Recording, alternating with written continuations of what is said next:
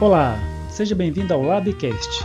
Eu sou o Fábio e no episódio de hoje teremos a apresentação de 3 trabalhos de iniciação científica com Tereza Marinho, Abdan Gênesis e Gabriel Vilela. Então vamos lá? Olá, sou Tereza e vou apresentar o trabalho Modelagem Preditiva de Distribuição da Bordisha vigilioides no Brasil, que contempla o ODS 15 da Agenda 2030 da ONU e foi orientado pelo professor Fábio Vieira.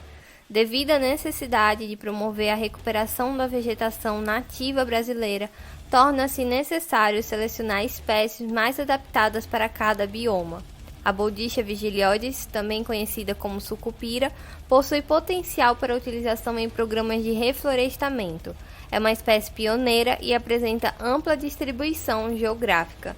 Nesse sentido, objetivou-se determinar a distribuição potencial da B. vigilioides no Brasil e identificar as variáveis ambientais que influenciam a sua distribuição, a fim de definir o bioma mais adequado para o seu uso em projetos de reflorestamento. Para isso, foi utilizada a modelagem de nicho climático, que por meio do uso do algoritmo Marchant correlaciona os dados de ocorrência da espécie com variáveis bioclimáticas, que nesse estudo foram a isotermalidade, sazonalidade de temperatura, temperatura máxima do mês mais quente, temperatura média do trimestre mais úmido e precipitação anual.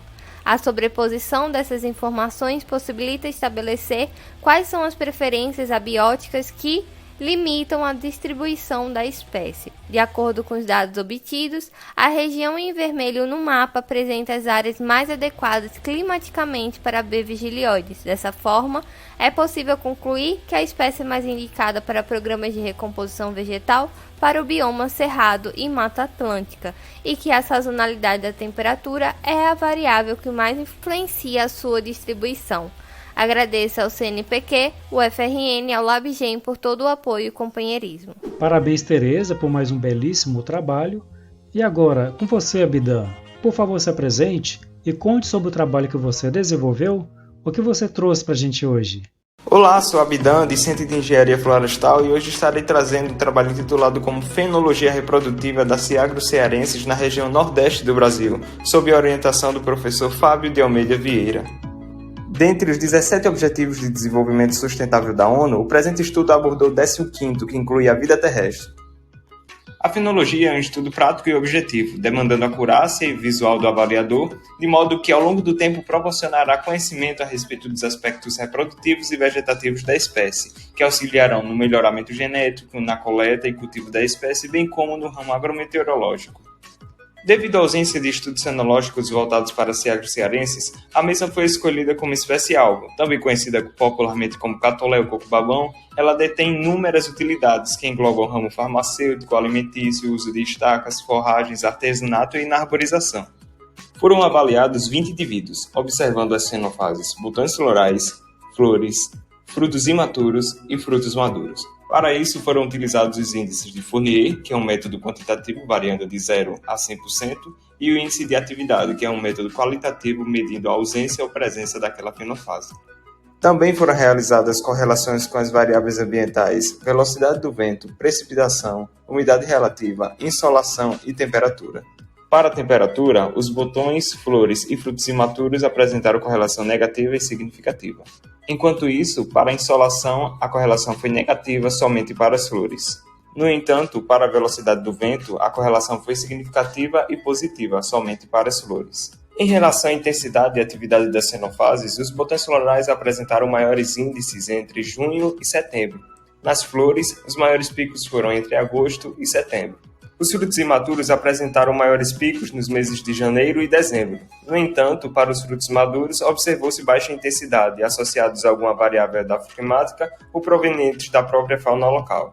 Em suma, a produção de flores e frutos do catolé apresentou-se de modo assíncrono e contínuo, constituindo uma estratégia de redução da competição intra- e interespecífica e tornando os recursos disponíveis aos polinizadores e dispersores de sementes no decorrer do ano. À medida que as variáveis ambientais poderão estar inibindo ou intensificando a presença das atividades fenológicas.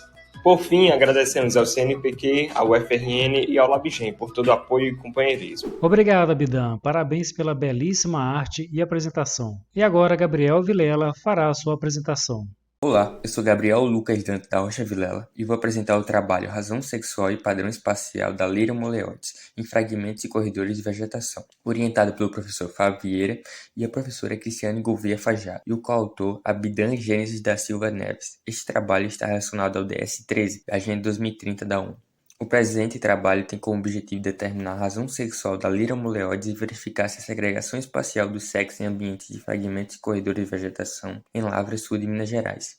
Foram mapeados, identificados e coletados dados de um total de 272 indivíduos, estando eles distribuídos em 5 fragmentos e 4 corredores de vegetação. A razão sexual no ambiente de fragmentos foi predominantemente a favor de indivíduos femininos, com exceção em apenas um dos fragmentos, onde a razão sexual não foi diferente de 50%. Em todos os fragmentos e corredores, a associação significativa entre os sexos na escala espacial de 1 metro a 20 metros, com tendência ao padrão espacial aleatório nas maiores classes de distâncias. O teste KS mostrou ausência de maturação sexual e mortalidade diferenciais significativa entre os sexos, apesar de que houve maior frequência de indivíduos masculinos nas menores classes de área basal. Como não foi encontrada evidência de segregação espacial do sexo ou de expressão sexual dependente da idade da planta, sugere que, sim, o sexo em Lyra Moleodes seja geneticamente determinado e não ambientalmente induzido. Agradeço ao FRN, CNPq e ao LabGen por todo o apoio e companheirismo.